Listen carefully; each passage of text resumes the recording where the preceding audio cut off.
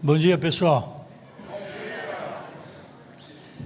Bom, inicialmente quero saudar o nosso presidente Michel Temer, a governadora do Paraná, primeiro dia de governadora, a Cida Borghetti, o ministro da Fazenda, Henrique Meirelles, prefeito de Foz do Iguaçu, Chico Brasileiro, e em nome do prefeito Carlos Giamasta de Palmas e do prefeito Orlando Morando, de São Bernardo do Campo, saúdo todas as autoridades aqui presentes. Aos nossos queridos empresários, varejistas e também aos empreendedores de shopping center. Meu caro presidente, é uma honra e um prazer muito grande estar recebendo, depois de 1 ano e 7 meses de governo, e num governo em que a gente pedia, e a sociedade, principalmente a sociedade do mundo empresarial, pleiteava pela famosa reforma trabalhista que não saía e que, enfim, aconteceu no seu governo. A PEC do teto, limitando os gastos. A reforma trabalhista, reiterando mais uma vez a importância dela.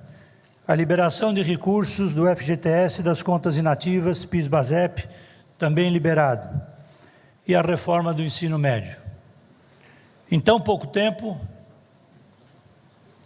o senhor realmente fez coisas importantes para o nosso país.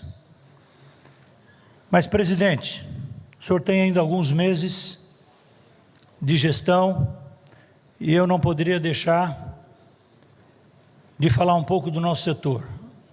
147 bilhões de faturamento no ano passado, mais de 1.300.000 empregos diretos, 70% a 75% dos varejistas em shopping centers são pequenos empresários. E esses empresários estão sofrendo, esses empresários precisam de ajuda, são os maiores geradores de empregos desse país. E no painel anterior, nós falávamos, o Rauli falava da reforma tributária, tão importante para o nosso país. Presidente, nós estamos falando em nome de uma coletividade que pede ajuda, que precisa que a reforma tributária aconteça. Está nas suas mãos, presidente. A gente sabe que é difícil, mas não é impossível. Depois de conseguir a reforma trabalhista, a reforma tributária, talvez a da Previdência seja um pouco mais lenta, mas a reforma tributária, ela é fundamental, ela é importante, principalmente para que a gente possa ter dias melhores, e é um pleito de toda a sociedade, essa reforma que vem sendo falada, que vem sendo dita, mas que infelizmente não está acontecendo. Eu queria deixar então o nosso pedido, queria também pedir para que nos contratos que a gente tem dentro dos nossos empreendimentos, cada vez menos a interferência do Estado pudesse não acontecer, na medida em que a atividade privada, as leis que são colocadas, comparadas com o setor público, o equipamento da atividade privada é um equipamento extraordinário, e os shoppings são um equipamento particular, mas ao mesmo tempo um equipamento oferecido ao público, e a gente percebe que isso não acontece no setor público. Então é um pedido que a gente faz em nome de toda a nossa coletividade empresarial, para que a gente tenha menos interferência do Estado, mais apoio aos empresários, e essa luta a gente pede para que esse ano ainda a gente consiga, com todo o apoio que o senhor vai ter, com certeza, lutar por essa reforma tributária que é tão importante para o país. Muito obrigado a todos.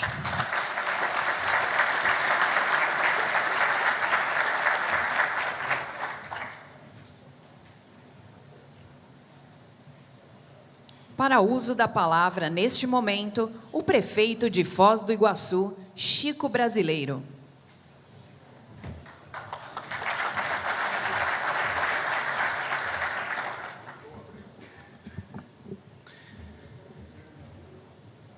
Em nome do município de Foz do Iguaçu, Paraná,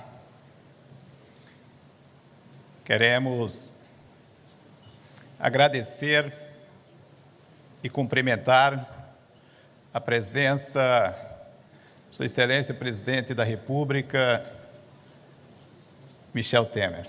Seja bem-vindo, presidente, à nossa cidade, ao nosso estado e à nossa tríplice fronteira. Em nome do nosso município, cumprimentar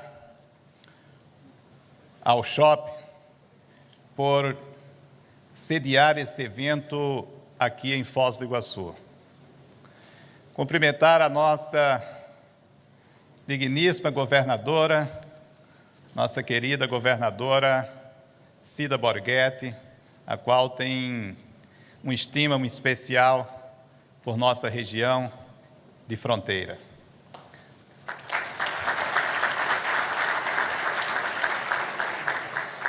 Cumprimentar o nosso ministro, o ministro da Estabilidade, o ministro do Desenvolvimento, que sempre está buscando transformar o nosso país, Henrique Meirelles.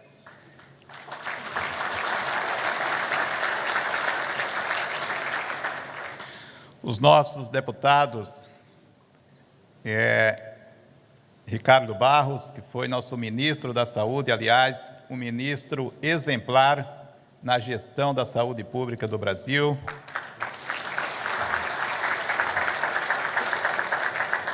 Nosso deputado federal, tributarista, Luiz Carlos Rauli. Os deputados Efraim Filho e Rogério Marinho. Senhoras e senhores, primeiramente, em nome do nosso município, desejar-lhes boas-vindas. Foz do Iguaçu é a cidade que hoje orgulha o nosso país, presidente Michel Temer. Orgulha por receber mais de 80 etnias que convivem pacificamente nessa cidade. Foz do Iguaçu hoje é o segundo destino turístico do Brasil de estrangeiros. Foz do Iguaçu tem dado passos importantes na consolidação do turismo como uma ferramenta de desenvolvimento econômico e social. Nossa cidade também caminha junto com o comércio, caminha junto com o setor de varejo, porque onde o turismo é forte, o varejo também é forte, os shoppings também são fortes. Para vocês terem um exemplo, há 10 anos atrás nós não tínhamos nenhum shopping em Foz do Iguaçu. Com o crescimento do nosso turismo, hoje nós temos 2 grandes shoppings e inclusive, os 2 tiveram um crescimento mais de 20% o ano passado em vendas. Ou seja, turismo, comércio e varejo caminham juntos no seu crescimento. Por isso é importantíssimo esse evento que vocês estão promovendo em nossa cidade, sabendo que nós somos aqui a fronteira da Irmandade, a fronteira que congrega mais de 1 milhão de pessoas entre Brasil, Argentina e Paraguai. Aqui nós somos um exemplo de paz, de uma convivência pacífica, de um pluralismo cultural importantíssimo, mostrando que o Brasil é essa terra abençoada onde nós podemos desenvolver nossas potencialidades. Sejam muito bem-vindos a Foz do Iguaçu, aliás, retornem sempre a Foz do Iguaçu, essa bela cidade que sempre os acolhe muito bem. Presidente Michel Temer, mais uma vez, muito obrigado por estar presente em nossa cidade. Saudação a todos.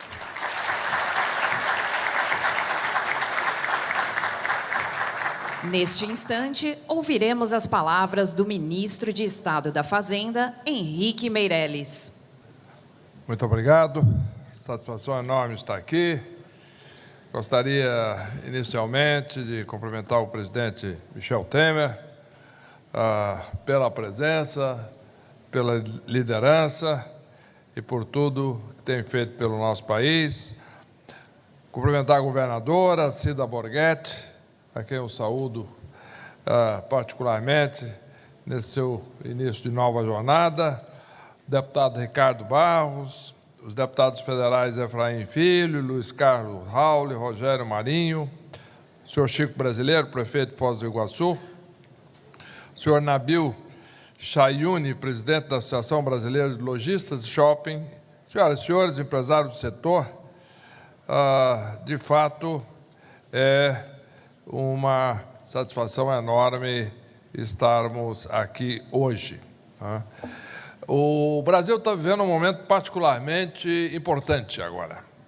Senhoras e senhores estão sentindo isso diretamente através das suas atividades e através do que aconteceu no país nesses últimos 2 anos. Quando começamos em maio de 2016, estávamos atravessando a pior recessão que o Brasil já teve. Estávamos no 6º trimestre consecutivo, 18 meses, com um crescimento negativo. O PIB tinha caído em 12 meses até maio, mais de 5%. A produção industrial, 7,3%. E o comércio, os senhores viveram isso, mais de 10%. Questionava-se se seria ou não possível retirar o país dessa recessão. A maior da história, a maior recessão desde a grande crise de 1929. Tudo isso tornava a situação dramática. Não era, naquele momento, claro se era possível fazer as reformas que o Brasil precisava para sair dessa recessão. Hoje, tudo isso foi superado. O Brasil está crescendo em praticamente todos os setores da economia. Esta dispersão de crescimento, esse crescimento da economia como um todo, em todos os setores, em diversos ramos de atividade, indica, com bastante segurança, que o pior já passou e o futuro será bem melhor. De acordo com os últimos dados disponíveis, por exemplo, a produção industrial, que lembramos, tinha caído 7%, cresceu quase 6% nos últimos 12 meses. O comércio cresceu mais de 6% nos últimos 12 meses. Portanto, tivemos a divulgação do crescimento do PIB o ano passado, depois de 2 anos de recessão, e recessão profunda, né? Apenas em 2016 o país contraiu 3,5%, pois em 2017 já cresceu. Para este ano, estamos esperando um crescimento de 3%, um número bastante próximo da maioria dos analistas. A questão é, este número vai de fato ocorrer? É seguro? Senhores e senhoras, todos vocês podem apostar nisso nas suas atividades? Para responder essas perguntas, eu acho importante, já que nós estamos aqui nesta reunião, neste fórum, neste congresso tão importante, eu acredito que nós temos que olhar coisas que dão segurança a isso. Em primeiro lugar, olhar o crescimento em máquinas e equipamentos da indústria, porque isso mostra que cada indústria em particular está analisando a sua demanda, as suas possibilidades de venda, o seu mercado e fazendo investimentos baseados nisso, né? Portanto, é o melhor indicador do que a economia, de fato, está fazendo, o que está sendo projetado, feito e implementado. Então, vamos olhar crescimento de máquinas e equipamentos. E consumo de bens duráveis. O que é isso? É o consumo de geladeira, de televisão, de máquina de lavar, de fogão, etc. Por quê? Porque isso é aquilo que a família compra para usar um bom tempo e pagar prestações, e a família tem que estar segura de que vai ter renda para isso, não é? Portanto, estes são indicadores importantes do grau de confiança do país, né? Portanto, são setores que estavam, mesmo quando o país começou a crescer em 2017, eles estavam estáveis, não é? Mas voltaram e agora estão crescendo fortemente. Por exemplo, o crescimento de investimento em máquinas e equipamentos do primeiro semestre de 2017 para o segundo semestre cresceu quase 18%. Muita coisa, de um semestre para outro, né? E bens duráveis quase 25%. Em resumo, é um crescimento impressionante. Nós estamos vendo que, de fato, a economia está começando a andar, as empresas estão investindo e as famílias estão comprando bens duráveis que estarão pagando e usufruindo por um longo tempo, né? Outro setor importante é construção e o investimento em construção. Este, de todos os setores, é o que está apresentando o pior desempenho nos últimos 4 anos. No último trimestre, no entanto, depois de 17 trimestres de crescimento negativo, é muito tempo, 17 trimestres, nós estamos falando aqui de quase 3 anos, né, de crescimento negativo. Ele passou a mostrar taxas positivas e o investimento em construção cresceu quase 6% no último trimestre. Temos, assim, uma demonstração do nível de confiança dos empresários e das famílias. Estamos também notando que está entrando o país num ritmo de crescimento durável, sustentável, e isto é que é fundamental, não é? Por quê? Porque nós vivemos no passado aquilo que chamava bolha de consumo, não é? Que eu gosto de chamar de voo de pato, né? O pato levanta, voa, mas fica cansado, não tem a asa estruturada para voar a longo tempo e cai, volta, tem que descansar um pouco para voltar. A economia brasileira muitas vezes fazia essa ida e volta, só que pior, não parava para descansar, não, às vezes caía. Agora não, nós estamos criando, de fato, uma trajetória de crescimento de longo prazo, o que vai permitir a todos, de fato, investirem, a todos planejarem e terem períodos sustentados, portanto, de crescimento. Outro dado da maior importância era a inflação, né? A inflação era quase 10% quando o presidente Temer assumiu, né? Hoje, depois de trabalho intenso de toda a área econômica, do Banco Central, etc., a inflação em 17 foi a menor desde 98. E a inflação para a população de menor renda foi a menor na história do país. Portanto, é algo que dá uma base muito grande, de novo, para o Banco Central manter a taxa de juros baixa e isso impulsionar o consumo e o investimento, né? A taxa de juros estava mais de 14%, agora 6,5%, né? E já se espera isso por um bom tempo. Isto é, o Brasil entrou agora também num ciclo de inflação baixa. Além do mais, tem um outro dado que não está sendo muito observado, inclusive pelos analistas. É o nível de endividamento das famílias que caiu muito e com a queda de juros, nós temos uma diminuição das despesas das famílias com pagamento de juros todo ano. Isso está gerando uma economia por parte das famílias de 80 bilhões de reais a mais disponíveis para investimento. Foi a diminuição da dívida das famílias e da necessidade da família pagar essa parcela. Isso é o dobro, por exemplo, do que foi liberado de FGTS em 2017. Então, os senhores e senhoras podem ver o impulso de tudo isso no consumo. Com isso, o salário real dos trabalhadores cresceu quase 4%, e isso deve permanecer ao longo do ano, né? Nós acreditamos que o Brasil tem, sim, hoje, condições de crescer a taxas maiores nos próximos anos. Os analistas estão projetando como a média de crescimento do Brasil, sem crise, etc., para os próximos anos de 2,5%. Nós acreditamos que pode surpreender para cima, pode ser muito maior, porque o governo do presidente Temer já fez profundas transformações na economia que completamente alteram o funcionamento de toda essa estrutura. Suas implicações ainda não foram totalmente percebidas e só irão ficar claras durante os próximos anos. Tomados em conjunto, essas reformas elevarão a possibilidade de crescimento, o potencial de crescimento do país, achamos até para próximo de 4% ao ano nos próximos anos. A nossa expectativa é que o Brasil possa criar este ano, vai criar este ano mais de 2,5 milhões de empregos novos.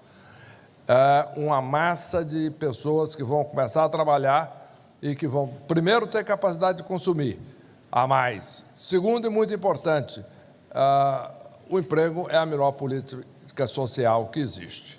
Não há dúvida de que a Bolsa Família é fundamental, é importante, esse governo está reforçando isso, mas tem dado da maior importância. A melhor política social é o emprego, porque permite que as pessoas ganhem mais e tenham a própria dignidade e tenham condições de sustentar bem a sua família. Portanto, sim, reforçamos todos os programas sociais, reforça-se o programa do Bolsa Família, é muito importante isso para aqueles que não têm acesso ao mercado de trabalho, é um dado. Ainda existe um desemprego elevado no país. Vai cair, já caiu bastante, vai continuar caindo forte, agora ainda está elevado. Agora, qual é o segredo? Muitas vezes eu vou em eventos nacionais, internacionais, do mundo todo, e os investidores me perguntam, mas existe risco? Qual é o risco da economia brasileira? O que pode acontecer de errado no Brasil, este ano e nos próximos anos? Eu digo, é muito simples.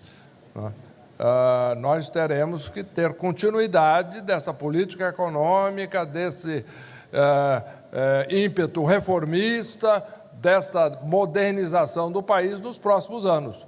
Existem ainda desafios muito importantes, já foi mencionado tudo aquilo que foi aprovado, o teto de gastos. Vou dar um exemplo só do teto de gastos. O total de gastos do governo em 1991 era 10% do PIB. Em 2016, o dobro. Portanto, o que está acontecendo aqui? Nós temos uma situação na qual o governo, durante esse período de 91 a 16, ocupou o dobro do PIB, o que significa que, se continuasse nesse ritmo, iria para 25% do PIB em 10 anos. Ao contrário disso, com o teto de gasto, vai para 15%. Medida corajosa essa. Uma decisão forte, corajosa, está na Constituição e será observado, o que significa que, ao invés disso, nós teremos uma queda do tamanho do governo, liberando 10% de PIB para investimento e consumo por parte da sociedade brasileira. Isso é um sinal, de fato, de como o Brasil se moderniza. O que existe agora, o que é necessário é mantermos essa direção, porque não podemos voltar atrás, voltar a termos políticas oportunistas, populistas e etc. Em resumo, mantendo-se essa direção, daqui a 5 ou 10 anos, quando olharmos para trás, vamos poder apontar que houve uma importante mudança no Brasil e na economia brasileira nesse período. Um momento em que o Brasil saiu da maior crise da história e começou um longo ciclo de crescimento, e isso é que é fundamental. Muito obrigado a todos, sucesso e vamos em frente.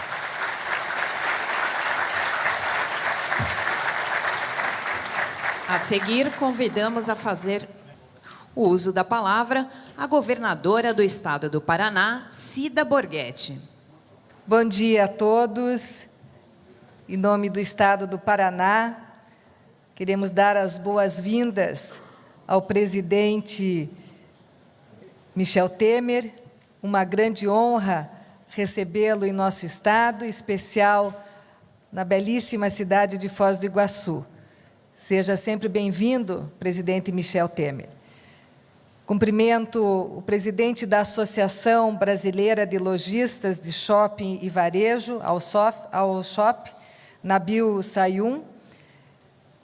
Quero agradecer, presidente Nabil, o convite honroso que o senhor nos fez já há cerca de 2 meses atrás, e agradeço também a Armando Nasser, que me levou o convite pessoalmente para fazer parte hoje deste importante simpósio nacional Varejo e Shopping. Cumprimento o ministro Henrique Meirelles, grande professor, sou sua admiradora. Deputado federal, ex-ministro da Saúde, Ricardo Barros, prefeito Chico Brasileiro, prefeito amigo, e que tão bem tem conduzido os destinos da nossa bela Foz do Iguaçu. Cumprimento os deputados que foram meus colegas, inclusive, na Câmara Federal, Efraim Filho, Luiz Carlos Rauli e Rogério Marinho. Aliás, Rogério Marinho, eu quero parabenizá-lo porque a sua filha está na primeira fila e tão jovem, prestando atenção nas palestras, e prestando e atenta, eu não tenho dúvida de que você também está no caminho certo, prestando atenção aí no futuro do Brasil.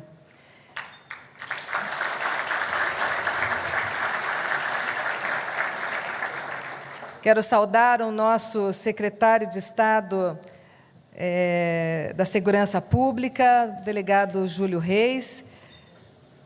Gostaria que ficasse em pé para que todos conhecessem a comandante-geral da Polícia Militar do Paraná, Coronel Aldilene Rosa, primeira mulher a assumir o comando da Polícia Militar no estado do Paraná, tomou posse conosco no dia de ontem. Presidente do BRDE, meu grande conselheiro, ex-governador Orlando Pessutti, conselheiro da Itaipu Nacional, Moisés Pessutti, secretária-chefe de gabinete, Lucília Dias. É realmente uma honra muito grande, prefeito Amasta, poder estar aqui nesta manhã. É um momento muito especial e é uma alegria de assumir o governo do estado do Paraná, como a primeira mulher da história do Paraná, e hoje participar da primeira cerimônia oficial como governadora.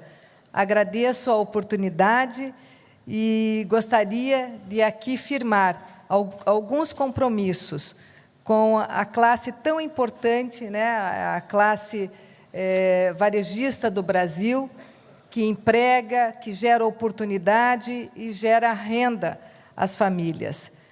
Gostaria de firmar aqui o compromisso de uma gestão eficiente junto ao governo do estado, participativa, dialogar, Paulo, com o setor o tempo todo, construir pontes importantes, né, entre o setor produtivo, o setor que gera emprego, Flávio Rocha, e também com a política, né? Eu acho que esta ponte que hoje, presidente Temer, tem uma distância entre a sociedade e as decisões políticas. Precisamos retomar este diálogo rapidamente e construir esta ponte, que é extremamente importante para o futuro dos nossos estados e futuro do país.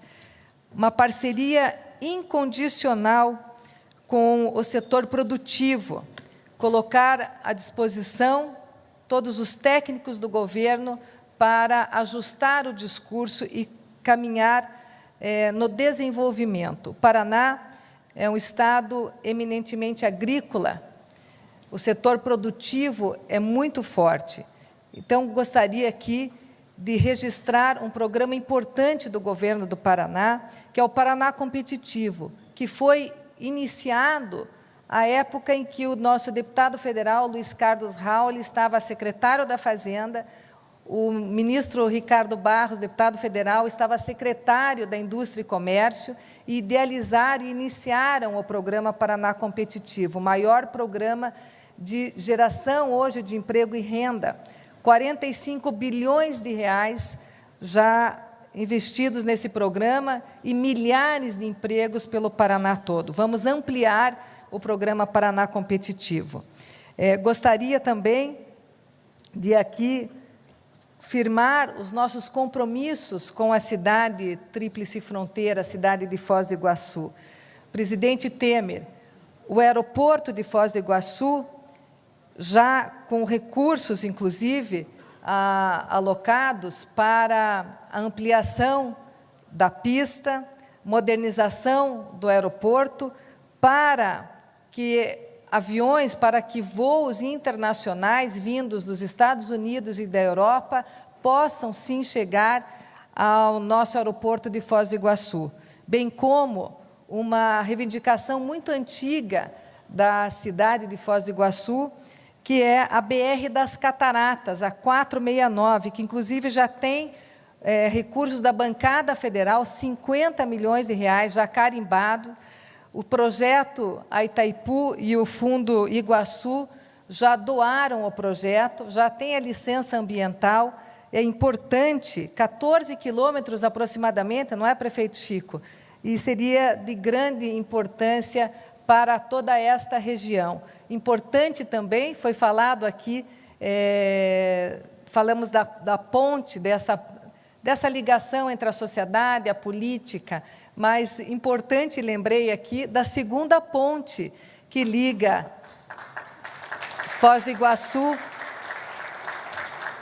ao Paraguai. Importante por quê da segunda ponte? Porque a primeira ficaria, né, para atender uma demanda importante e a segunda ponte para receber turistas e a outra para caminhões de carga. Eu acho que até a segurança seria diferenciada nesse momento, porque separaria, né, uma ponte para produtos, cargas, e a outra para receber os turistas que frequentam, né, diariamente a cidade de Foz do Iguaçu, Paraguai e Argentina, que vêm para visitar esta região maravilhosa, porque aqui temos a beleza da natureza, que é as cataratas do Iguaçu.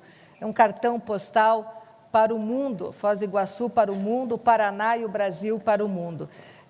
Mais uma vez, gostaria de agradecer a oportunidade e obrigado a todos. Presidente Michel Temer, presidente Nabil, muito obrigada pela grande oportunidade. O Paraná está de portas abertas para recebê-los sempre. Muito obrigada.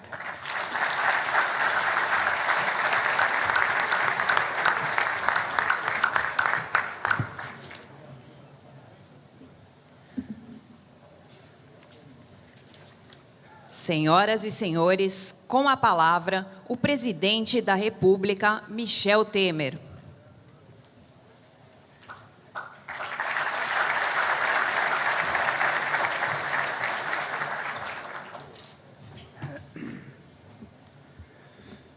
Eu quero, naturalmente quero começar cumprimentando a todos que estão aqui, mas particularmente a Cida Borghetti, que acaba de assumir o governo do Paraná, e até me deu a honra de comunicar-me que este é o primeiro compromisso oficial a que ela comparece. Estou realmente muito honrado com esta sua disposição. É claro que não há nenhum sacrifício vir a Foz do Iguaçu, não é, Chico Brasileiro? Eu acho que vir a Foz do Iguaçu, Chico Brasileiro, é uma alegria para todos nós, como foi uma alegria para mim quando aqui cheguei ontem às 3 horas da manhã, com o meu chap-chap, e pude descansar bastante, mas sobre descansar bastante, eu pude, numa rápida caminhada aqui, caríssimo amigo Flávio Rocha, eu pude, Flávio Rocha, dar uma caminhadinha e verifiquei as maravilhas aqui deste hotel e, naturalmente, de toda esta região, que hoje tem uma presença mais do que nacional, mas uma presença internacional. E só para revelar a competência, o extraordinário apego ao Estado do Paraná, eu me reporto desde já às palavras da governadora, que não deixou de perder a oportunidade para dizer, olha, precisa ampliar esse aeroporto, etc., precisa fazer a ponte, porque ampliando o aeroporto, os estrangeiros todos poderão aterrissar aqui em Foz do Iguaçu. Portanto, quero cumprimentar a todos, o nosso querido amigo Ricardo Barros, o Henrique Meirelles, os prezadíssimos deputados federais Efraim Filho, Luiz Carlos Rauli, Rogério Marinho, o Orlando Morando, prefeito de São Bernardo do Campo, o Pessutti, Orlando Pessutti, presidente do Banco Regional de Desenvolvimento do Extremo Sul, o Carlos Amasta, nosso prefeito de Palmas, naturalmente, com muito carinho, Nabil Sayum, que me dá a oportunidade, deu a mim e deu a todos nós, para que nós viéssemos aqui dizer alguma coisa, particularmente, não só do governo, mas do país. E como o Meirelles, na verdade, já deu todos os dados positivos do governo, eu, para não cansá-los, eu quero fazer um breve histórico de uma questão que foi parar na Constituição Federal. Ou seja, a ideia de que a iniciativa privada é fundamental para a boa governabilidade. Aliás, eu sempre distingo a ideia de governo, Nabil, da ideia de governabilidade. O governo são os órgãos constituídos, é o legislativo, executivo, judiciário e as suas sequências administrativas. Mas a governabilidade veio pela integração do país e, particularmente, dos setores produtivos do país. De um lado, sem dúvida alguma, os empresários, portanto, a iniciativa privada, de outro lado, os trabalhadores. E interessante, eu sempre me apego muito à Constituição Federal, porque a única maneira de dar estabilidade ao país, de dar estabilidade às relações sociais, é o cumprimento da normatividade nacional, que nasce na Constituição e se prolonga por todos os demais atos normativos. É interessante até que, muitas vezes, algumas pessoas dizem, olha, essa história de cumprir a ordem jurídica é relativa. O que nós precisamos é verificar quais são as aspirações populares e decidir de acordo com as aspirações populares. Ora, isto é a maior revelação de desorganização. E quando nós temos uma constituinte para constituir, daí a palavra constituinte, para constituir uma sociedade que politicamente se passou a denominar Estado, não é? É para fixar regras em que o povo participante desta sociedade chamada Estado possa saber quais são, se me permite, entre aspas, as regras do jogo, não é? Eu estou aqui, Nabil, por exemplo, vendo as centenas de pessoas que aqui se encontram. Eu olho para todos os senhores e senhoras e digo, isto não é uma sociedade. Mas eu saio daqui, você me convida para uma reunião da diretoria da All Shop, eu entro lá, olho aquilo e digo, isto é uma sociedade. Por que é uma sociedade? Porque as pessoas que lá estão reunidas estão conectadas por um vínculo obrigatório, que é o vínculo do Estatuto, não é? Da Constituição da All Shop. Portanto, aquilo é uma organização. Não é? A ideia do Estado, não é? Aliás, eu vou pedir licença para essas considerações gerais, porque, na verdade, faço aqui um parênteses, o Meirelles já disse muito bem o que foi feito no governo. Seria repetitivo se eu viesse a dizer tudo o que ele disse, se eu viesse a dizer, por exemplo, que quando nós chegamos ao governo, só quero acrescentar esse dado, a Bolsa de Valores estava em 42 mil pontos, hoje atinge um pico de 87 mil pontos, o que significa confiança no país. Os senhores que são empresários sabem que ninguém investe, ninguém aplica dinheiro se não tiver confiança no país. E a Bolsa dos Valores é realmente um indicativo deste fato. Mas dizia eu, fechando parênteses, que na verdade cumprir a normatividade jurídica é uma coisa fundamental. E quando eu digo assim, olha aqui, não é só o governo que faz, mas o governo faz mediante um diálogo com a sociedade, começando pelo Congresso Nacional. Vocês vejam aqui estão eminentíssimos parlamentares, né, que ajudam o governo. É interessante, no meu governo, o legislativo deixou de ser uma espécie de apêndice do Poder Executivo, e eu digo isso com a maior tranquilidade, viu, Flávio? Você foi meu colega na Câmara Federal, porque eu fui 3 vezes presidente da Câmara dos Deputados, e eu sentia sempre que o Executivo tratava, a governadora Cida, tratava o Legislativo como uma espécie de apêndice do Poder Executivo. Eu não. Eu, desde o primeiro momento, disse que o Legislativo é parceiro, governa junto com o Executivo. E não digo isso porque desejo, é claro que o meu desejo é esse, mas digo isso porque a Constituição determina.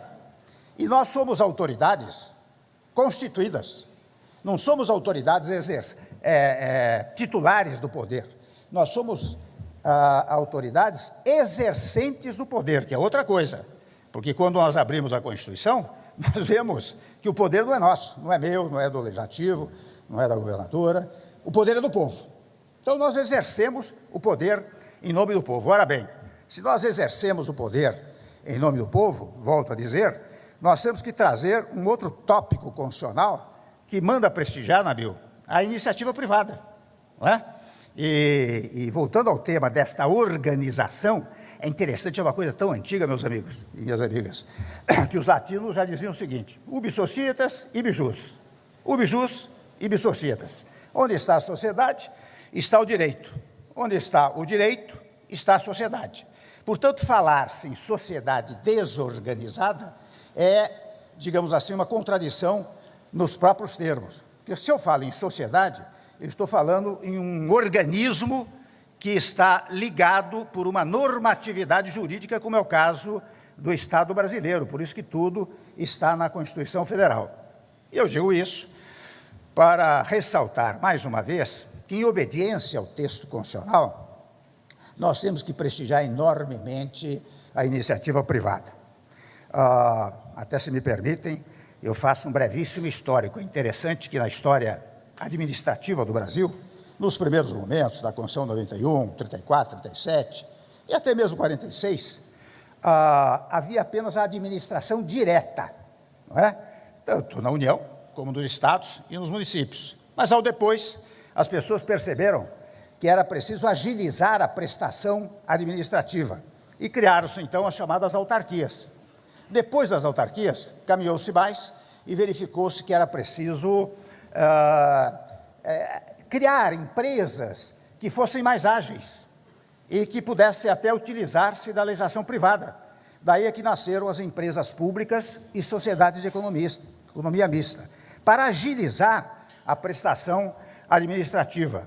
Mas não foi apenas isso. Vocês sabem que, ao longo do tempo, verificou-se que era preciso mais.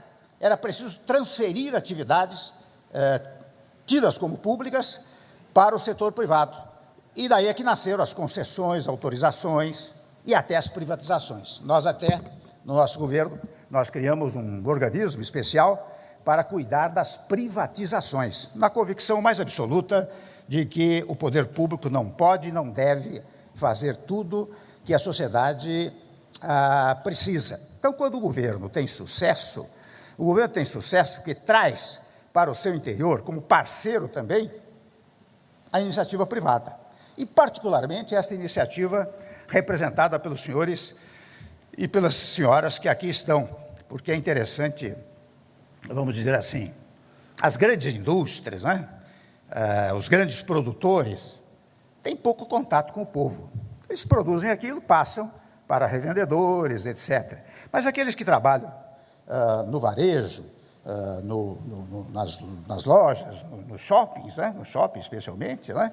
Tem um contato permanente com o povo. É uma interação extraordinária com a sociedade. E ciente e consciente deste fato, é que no ano passado nós acabamos até fazendo uma liberação do Fundo de Garantia por tempo de serviço, das chamadas contas inativas, que era um dinheiro do trabalhador, mas que estava lá paralisado, sem produzir absolutamente nada, até ganhando juros pequenos, que depois agora nós reajustamos substancialmente para que tenha um rendimento maior. Mas naquela oportunidade, nós liberamos cerca de 44 bilhões de reais, atingindo 25 milhões de brasileiros. E essa gente foi ou quitar suas dívidas, ou foi fazer compra no varejo. Foi exatamente o momento em que o índice do varejo cresceu, ou seja, uma política governamental ajustada. Então, é com muito gosto, com muito prazer, que eu digo, olha aqui, ainda agora, há pouco, o Nabil me cobrava algumas providências de natureza executiva e legislativa, que eu registrei na minha mente para levá-las adiante, naturalmente com a participação dos eminentes deputados federais que aqui se acham. E digo sempre que não basta o diálogo com o Congresso Nacional, porque eu vou dizer a vocês uma coisa, o ponto central do nosso governo está na palavra diálogo. Diálogo com o Poder Legislativo, diálogo com a sociedade. E quando eu digo diálogo com a sociedade, eu me reporto especialmente à modernização trabalhista. Vocês sabem que essa modernização não se deu de cima para baixo. Na época, o nosso ministro do Trabalho, o Ronaldo Nogueira, fez várias reuniões com as federações de indústria, de serviços, creio que esteve com o Nabil, com todos os setores, e também com as centrais sindicais. E quando nós lançamos, Pessutti, o projeto de lei da modernização trabalhista, nós o fizemos recebendo discursos, naquela ocasião, de cerca de 8 ou 9 representantes das federações, as mais variadas, e também discursos de 8 ou 9 centrais sindicais, sindicatos, etc. Ou seja, palavra diálogo funcionou. E quando foi para o Congresso Nacional, com muita naturalidade, extraordinária legitimidade, o Congresso Nacional, por meio do trabalho do Rogério Marinho, não é? Adicionou, retirou, acrescentou, etc., e ao final eu sancionei. E nós tiramos a legislação trabalhista de 1943 e trouxemos para o século XXI, não é, Rogério? Trouxemos para o século XXI.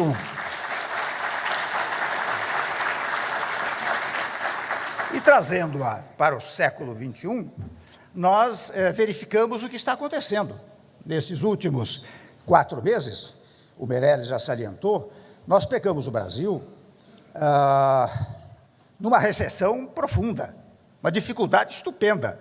Não foi sem razão, lembra ele, que nós tivemos que propor um chamado teto para os gastos públicos, e um teto para os gastos públicos, vejam bem, não populista, não é algo que foi feito para amanhã, foi algo que previu, como todo empresário prevê, um longo período para a sua implementação.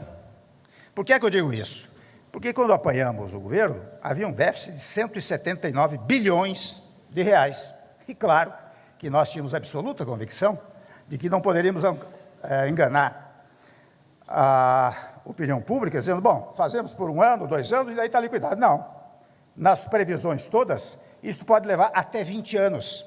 Até se apressarmos isto, quem sabe daqui a 10 anos, nós vamos conseguir empatar a arrecadação com aquilo que se gasta. O teto dos gastos nada mais é do que uma coisa trivialíssima, não é? Que é o que acontece na nossa casa. Se eu começar a gastar mais do que eu ganho, num dado momento, eu entro em crise. E foi o que aconteceu com o Brasil. E por isso nós fizemos um teto para 20 anos, revisável daqui a 10 anos. Porque supõe-se que daqui a 10 anos, talvez, volto a dizer, haja digamos assim, vou usar a expressão livre, um empate entre o que se arrecada e aquilo que se gasta, não é? E é interessante que isso está acontecendo. No primeiro momento foram 179 bilhões, no ano seguinte 159 milhões, agora talvez seja 139 milhões, ou seja, está diminuindo o déficit, exata e precisamente em função das providências todas tomadas, geradoras daquilo que o Meirelles dizia, da queda da inflação, da queda dos juros. É claro que é interessante aqui, os senhores se apercebem da importância da queda dos juros, da queda da inflação, mas é preciso explicar ao grande público, né, o povo em geral, o que significa para ele a queda da inflação, o que significa a queda dos juros. E ele vai perceber isso quando for ao supermercado, porque como o seu salário estará valorizado, não estará desvalorizado pela inflação, como os juros estão sendo paulatinamente reduzidos, isto vai importar no alimento mais barato, na valorização do seu salário. Esta é a grande razão destes fatos todos. E por isso que, quando nós trazemos, viu, Nabil, a iniciativa privada, e queremos fazê-lo cada vez mais, com muita velocidade, né? Veja, nos grandes temas, tem tido um sucesso extraordinário. Você lança um campo de petróleo lá, que iria apurar 4 bilhões, apura 8 bilhões, porque vem gente do exterior, vem gente do Brasil, interessada nestas privatizações. Ou seja, nós estamos fazendo uma interação do governo com a sociedade. E aqui, no varejo, todas as normas que praticamos visam naturalmente ao crescimento do varejo. Ainda recentemente determinamos que o PIS/PASEP, né, eu reduzi o prazo, as pessoas que tinham direito a sacar o PIS/PASEP só poderiam fazê-lo aos 70 anos, homens e mulheres. Nós reduzimos isso para 60 anos, não é?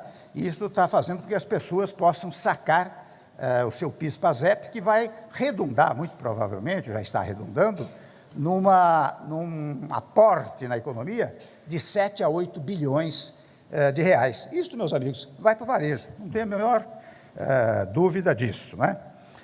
Por outro lado, eu quero sempre salientar um fato que é importante. Nós, quando agimos, né, nós agimos em função dos interesses populares. Por isso que, ao lado do diálogo, outras expressões chaves do nosso governo são responsabilidade fiscal, de um lado, na qual se insere a ideia do teto dos gastos públicos e a responsabilidade social. O Meirelles mencionou aqui o Bolsa Família. E outra coisa que nós fazemos é não tentar destruir, não é, Raul? Você que é o produtor da nossa reforma tributária, eu tenho conversado muito com o Raul, nós todos temos conversado, e eu disse agora ao Meirelles e ao Nabil, nós queremos levar isso à frente. Nós temos que fazer essa reforma, que é ansiada por muita gente.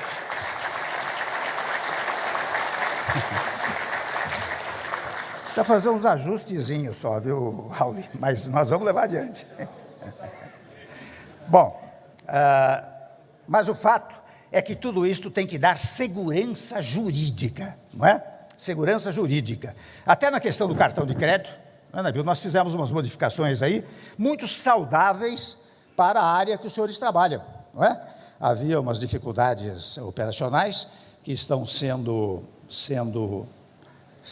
superadas e, naturalmente, isso incentiva a questão da venda no varejo, ou seja, prestigia não apenas o sistema financeiro, mas prestigia aqueles que mais produzem, que são aqueles varejistas, as lojas, os shoppings, etc. Né?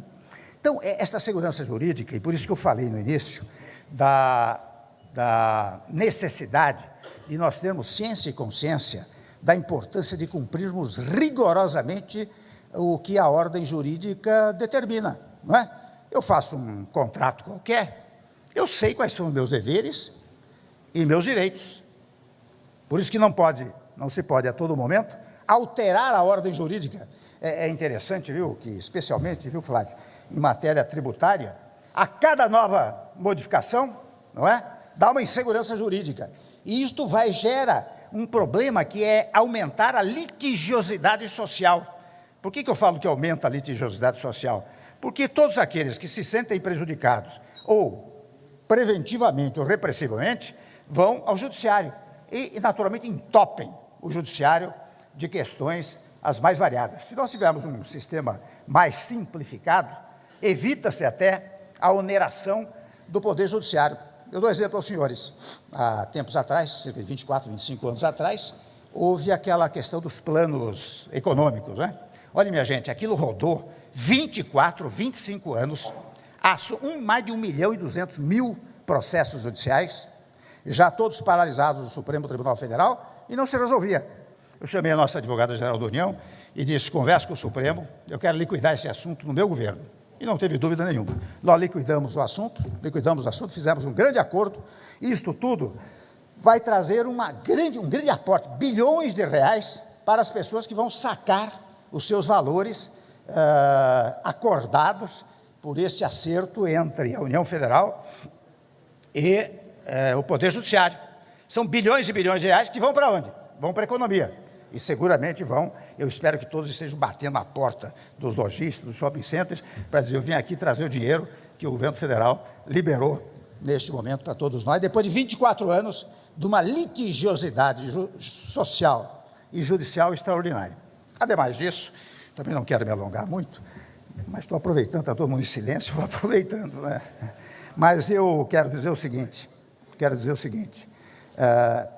interessante, eu cheguei ao governo, nós todos, eu, Ricardo, o Meirelles e todos, nós chegamos ao governo, o Chico brasileiro, com uma oposição muito feroz, muito orgânica, né? Muito organizada, muito mais do que qualquer outros partidos, a oposição tem uma organicidade extraordinária.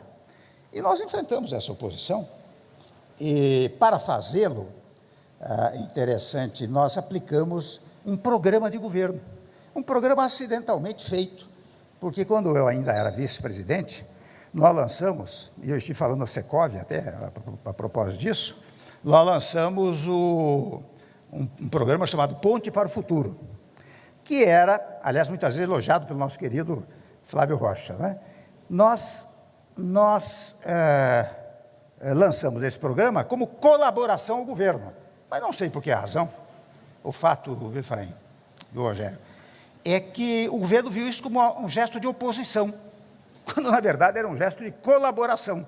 Lá nós falávamos da reforma trabalhista, da reforma previdenciária, da reforma do ensino médio, que nós fizemos depois de 20 anos. Depois de 20 anos, eu fui presidente da Câmara a primeira vez em 97. E já se falava em reforma do ensino médio. 20 anos depois eu chego ao poder, não se fez a reforma do ensino médio. A única coisa que se falava é que o aluno não sabia história, não conhecia português, não conhecia geografia, né? Não tinha especializações. Quando o Mendonça Filho, que fez um belíssimo trabalho no Ministério da Educação, não é? Me trouxe a ideia de fazermos a reforma do ensino médio, eu disse, olha, Mendonça, vamos fazer o seguinte, vamos fazer por medida provisória, porque se apresentarmos novamente, até conversei muito com o nosso Rodrigo Maia, que nos auxiliou muito ao longo do tempo, nessas tarefas todas, né? Conversei com ele e disse, vamos fazer por medida provisória, porque se apresentarmos um projeto de lei, vai ficar ao lado de outros 20, 30 projetos que lá estão e que permanecem no Congresso, já foram muito discutidos, né? Mas permanece no Congresso, será mais um projeto de lei. Isso vamos fazer medida provisória, porque a medida provisória tem eficácia legal imediata. Fizemos, vocês sabem que houve protestos, etc., etc., mas hoje, quando o Mendonça leva os secretários da Educação e todos os setores educacionais no Palácio Planalto para uma solenidade, ele me leva também uma pesquisa revelando que 95%, 96% do setor educacional é favorável à reforma do ensino médio. Portanto, pegou. Aliás, foi assim com o teto de gastos públicos, foi assim com a modernização trabalhista, o que o Rogério Marinho sofreu de pressão, não foi brincadeira. Não é? Muitas, não é, Efraim? Muitas objeções e tudo isto, mas nós levamos isso adiante. Hoje, a gente percebe que dos 14 milhões e 200 mil desempregados, hoje está caindo para 12. Não é? Há cerca de 2, não todos com carteira assinada, mas há cerca de quase mais de 1,5 milhão, pelo menos, de postos de trabalho que foram abertos com o auxílio também da modernização trabalhista. Portanto, começa a ser aplaudida. E neste ano, a previsão é que haja abertura de 2 a 3 milhões de novos empregos, como disse e como tem dito Meirelles, em muitas oportunidades, não é? Então, mas volto a dizer que quando cheguei lá, eu disse, olha, nós vamos ser coerentes, nós vamos aplicar os preceitos, o programa chamado Ponte para o Futuro, porque é curioso, viu Raul? Nós temos muito tempo de estrada política, né? Mas é curioso notar que durante a campanha eleitoral, muitas vezes, se fazem promessas e programas que depois se verifica a sua inviabilidade. Eu acho que foi o primeiro momento, e quem quiser pode pegar esse documento, A Ponte para o Futuro, e veja o que nós fizemos em 1 ano e 11 meses de governo. Não estou falando de um governo de 4 anos ou de 8 anos. Estou falando de um governo que não completou 2 anos ainda. E lá nós aplicamos todos os preceitos programáticos da Ponte para o Futuro. Então, nós temos, interessante, eu até conto um fato. Na primeira reunião que eu fiz do chamado Conselho Econômico e Social, que tem cerca de 90 a 100 representantes da sociedade, né? Um publicitário levantou-se, pediu a palavra e disse, olha, estava no comecinho do meu governo, ele disse, olha, Temer, aproveite a sua presidente, aproveite a sua impopularidade, não é, Flávio, e faça tudo aquilo que o Brasil precisa. E eu fiz. Eu guardei aquilo, falei, vou fazer isso daí, não é? Aproveitando a impopularidade, não é? Porque a popularidade, muitas vezes o que o povo quer, leva à crucificação de Cristo, não é verdade? Que depois foi santificado. Leva a movimentos autoritários que nós desprezamos. O Brasil, meus amigos, isso é importante, aqui que eu estou ao lado dos colegas do Executivo, que tem palavra livre para dizer o que quiser. Eu vejo que o Brasil, é interessante as palavras Estado democrático e Estado de direito, são palavras praticamente sinônimas. Mas na Constituinte, Nabil, como nós vimos de um de um sistema autoritário, centralizador, o Constituinte fez questão de colocar a expressão Estado democrático de direito, ou seja, enfatizou a necessidade de proteção dos direitos individuais, das garantias individuais, porque as liberdades individuais eram desprezadas no passado. Nós temos que levar em conta esse fato, mas eu vejo que as pessoas, no geral, não levam em conta este fato. E o país, convenhamos, já vou terminando, o país foi tomado nos últimos tempos de muito pessimismo, coisa que não é típica do brasileiro. O brasileiro sempre foi muito alegre, muito participativo, muito solidário, muito humanitário, né? De uns tempos a esta parte, não é? Começou a haver uma divisão entre os brasileiros que não é útil para o país, porque isso tem repercussão internacional. As pessoas não se apercebem disso. As pessoas pensam que o que acontece aqui fica nas fronteiras do Estado brasileiro, e não fica. Ela vai imediatamente, eu digo, no segundo seguinte, em face do avanço tecnológico, internet, etc. Isso prejudica, não é? Prejudica o Brasil nas relações internacionais. A mania de falar mal do Brasil causa problemas para todos nós no plano internacional. E nós abandonamos aquele otimismo natural do povo brasileiro. Por isso, a minha última palavra, meu Dabil, sobre agradecer mais uma vez a gentileza, né? Sabe que essas coisas não parecem verdadeiras, né? Mas eu, como eu disse, que eu sou autoridade constituída, não sou autoridade por conta própria. Eu agradeço muito o convite que você me fez para vir aqui. Estivemos juntos lá na Federação, na Associação Comercial, Ele me fez esse convite, que eu imediatamente acedi, mas a minha última palavra é exatamente esta, aliás, coincidente com aquilo que o setor varejista, que as lojas do shopping fazem, que é transmitir otimismo ao comprador. Nós queremos transmitir um otimismo brasileiro, não só internamente, como externamente. E queremos, especialmente, que haja paz no país, não é? Você pode ter disputas eleitorais, e aí nós sempre fazemos uma distinção entre o momento político-eleitoral, que é o momento próximo das eleições, em que as pessoas debatem, contestam, controvertem, colocam as suas ideias, não é? E o momento político-administrativo, que se segue à eleição. No momento político-administrativo, todos têm que se unir para prestigiar o país. Quando eu digo todos têm que se unir, significa que tem que haver, por exemplo, oposição. Mas a oposição, quando percebe que um ato não é um ato de governo, mas é um ato de Estado, ou seja, é um ato que vai produzir efeitos ao longo do tempo, ela tem que dizer, olha, e com isso nós concordamos. Essa é a ideia da oposição, porque a oposição também impede que o poder seja absoluto. Nenhum poder pode ser absoluto. A oposição está lá exatamente para criticar. Mas no Brasil, nós não temos esse conceito jurídico de oposição. Nós temos um conceito político, que é o seguinte: governo, sou contra. Tem que derrubar o governo, tem que derrotar o governo. Então, olha, isso eu não estou falando da União, não. União, Estados, municípios, é tudo assim.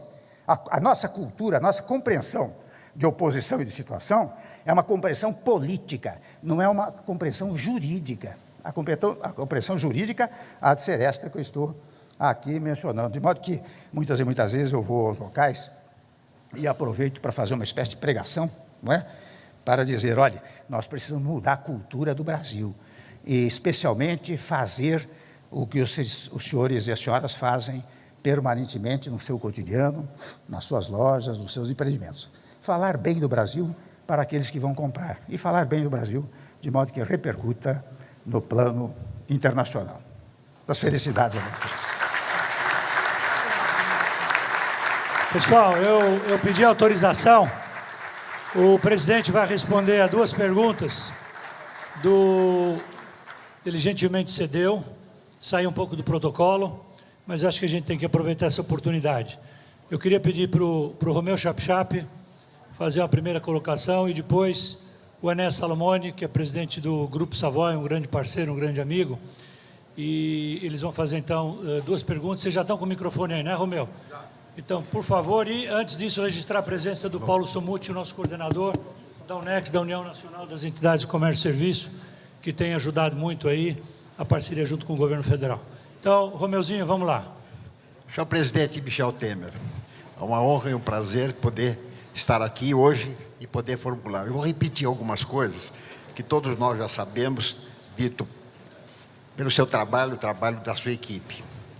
Eu sou engenheiro há 59 anos na indústria imobiliária. Já presidi várias entidades representativas do setor nacional e também internacional. Eu fui presidente do Secov, que é o Sindicato da Habitação, por 13 anos, em vários períodos. Eu vou fazer essa referência para poder chegar na pergunta final. Eu fui membro também do Conselho de Desenvolvimento Econômico e Social e tive a oportunidade, numa daquelas reuniões, formular uma questão para que o setor imobiliário, que a solução do grande déficit habitacional da casa própria pudesse ser equacionado pelo governo federal, de maneira que o nosso elevado déficit habitacional pudesse ser reduzido. Naquela época se falava em mais de 6 milhões de moradias. Eu, acompanhando o seu trabalho, quando o senhor já exerceu cargos públicos no governo do Estado de São Paulo, também como deputado, presidente do Congresso, vice-presidente da República, então acompanhando todo esse seu esforço, e também agora como presidente da República, que nós pudemos ouvir e acompanhar, e temos acompanhado o que tem acontecido no Brasil. Senhor presidente, tendo em vista, talvez essa minha participação e acompanhando de perto todo esse trabalho que tem sido desenvolvido no Brasil, e principalmente nesses 2 últimos anos, ou menos de 2 anos, eu queria dizer que, no sentido de que a gente encontre um Brasil mais justo, que é o que o senhor tem procurado, a sua equipe, e lembrando que, como já foi dito, o Brasil atravessou a maior recessão dos últimos quase 100 anos, que foi bem colocado, e o senhor conseguiu, a sua equipe conseguiu reduzir o nosso déficit habitacional, também o senhor conseguiu reduzir os índices de inflação brasileiros para um índice fantástico, já foi citado, taxa de juros de primeiro mundo, e também acompanhando de perto as reformas que já foram todas citadas. A minha colocação final, que eu quero deixar configurada, é o seguinte: o senhor tem passado muitas horas sem sono. Eu imagino o seu esforço hercúleo, as horas mal dormidas, principalmente causados pela tentativa, seu esforço hercúleo de tentar resolver, fazer com que nós encontremos um país mais justo, fazendo com que certas oposições, certas atitudes não muito necessárias por parte de uma parte da nosso povo, nossos homens públicos, fazendo com que o senhor tenha encontrado todos esses, o senhor citou, o índice mais baixo de um governo que, desde os tempos que eu acompanho, foi o melhor governo que o Brasil já teve em termos de reformas, redução do déficit, elevação da nossa satisfação pessoal, satisfação do país. Então, a minha pergunta final é o seguinte: tendo em vista isso tudo, eu queria saber como é que o senhor presidente Michel Temer, apesar de todo esse esforço que Vossa Excelência tem dispensado para um Brasil mais justo, com essas atitudes sórdidas que tem encontrado, desculpe usar essa expressão sórdidas, porque a gente acompanha certas atitudes que têm sido praticadas contra o seu governo, penalizando inclusive a população brasileira, a minha colocação é a seguinte: como é que o senhor pensa, nos dando aqui uma informação, não é bem uma informação, esses próximos 8 meses, seu esforço, com toda essa tentativa de fazer um Brasil melhor, as reformas que foram citadas que ainda precisam acontecer, política, tributária, previdenciária. Senhor presidente, torcemos para que o senhor continue com esse esforço, com essa dinâmica para fazer o Brasil ser cada vez melhor. Muito bom. Inés. Olha, eu posso responder? Olha, em primeiro lugar, eu digo, viu, Romeu, que acho que todos estão surpreendidos aqui com o fato de você ter se formado há 59 anos, deve ter entrado com 11 anos, não é? Porque a sua juventude, seu dinamismo, né? Primeiro ponto, estou surpreendido com isso. Mas o segundo ponto é o seguinte: nós temos 8 meses pela frente. Fizemos em 1 ano e 11 meses, dos momentos mais difíceis, porque o primeiro momento foi de tirar o Brasil da recessão. Nós tivemos que trabalhar muito para isso, para começar a produzir resultados. Até o Meirelles sempre dizia, olha, esses resultados virão no ano que vem, que seria este ano. Mas interessante, os resultados positivos começaram a ocorrer logo em agosto, setembro do ano passado. Então foi uma luta dinâmica, brutal, hercúlea, para poder tirar o país da recessão. E nós temos ainda 8 meses pela frente. E essas coisas são assim, viu, Romeu? Quando começa a deslanchar, vai mais rapidamente o deslanche. O difícil é quando você precisa tirar do encalhe. Depois que você tira do encalhe, a lancha vai embora. Então, nesses 8 meses, eu suponho que nós possamos realizar essas reformas fundamentais. E digo o seguinte, a reforma previdenciária, ela saiu da pauta legislativa, mas não saiu da pauta política do país.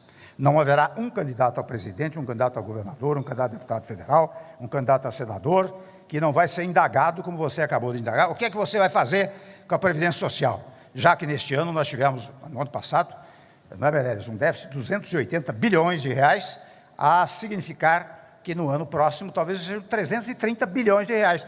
É aquilo que o Meirelles disse. Daqui a pouco nós vamos precisar repetir Grécia e Portugal, que tiveram que cortar pagamentos de aposentados e até de servidores públicos. Houve uma redução de 20%, 30% para poder manter a Previdência Social. Portanto, quando nós falamos na reforma da Previdência, pregamos isso ao longo do tempo, não é para prejudicar os aposentados, os trabalhadores de pouca renda, porque esses não têm nenhuma modificação. É para assegurar o direito deles continuarem a receber. Esse é o primeiro ponto. O segundo ponto da reforma tributária, eu até estou chamando, o Raul sabe disso, de simplificação tributária. Porque o vocábulo, viu, Raul, reforma tributária, ficou um pouco gasto. Eu me lembro, todas as vezes nós falamos, né? Você já concordou com isso. Nós falávamos em reforma tributária porque ela envolve a União, os estados, os municípios e o contribuinte. E para você conjugar esses 3 fatores, precisa ter muita habilidade. A habilidade que o Raul e todos que estão trabalhando nisso exercem, né? Você precisa fazer uma espécie de simplificação tributária, portanto, uma espécie de desburocratização, que é outro dado que nós temos feito muito no governo. Nós vamos levar adiante. Eu espero, quem sabe, espero que eu possa concluir o governo com isto, se não aprovado, mas muito bem encaminhado. E a outra reforma, que é a reforma política, né? Esta é fundamental. Vocês sabem que eu exerci uma espécie de semipresidencialismo, não é verdade? Quando digo, olha, eu trouxe o Congresso para governar conosco, eu não dava um passo sem o auxílio do Rodrigo Maia, do Eunício, dos líderes que aqui se acham, né?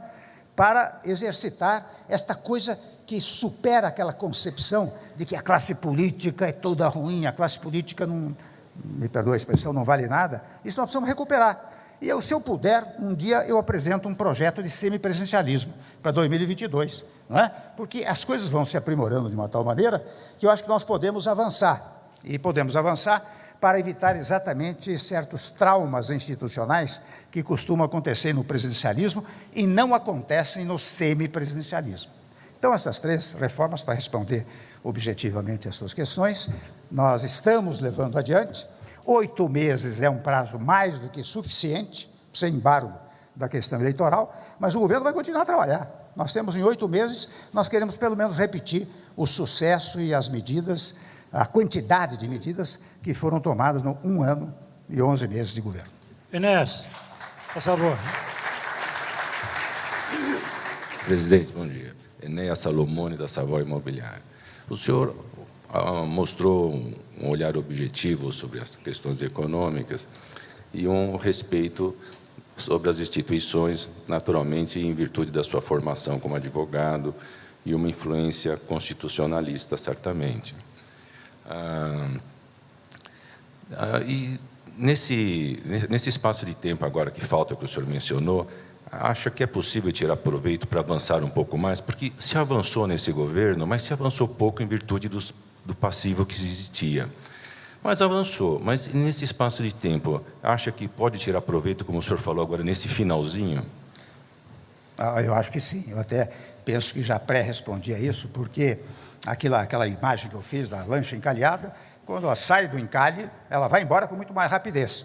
No primeiro momento, ela só aciona o motor fica roncando, etc., e uma dificuldade para sair do lugar. Nós saímos do lugar e estamos deslanchando. Eu acho que nós vamos conseguir muito ainda, e para conseguir muito, eu volto ao tema da governabilidade, né?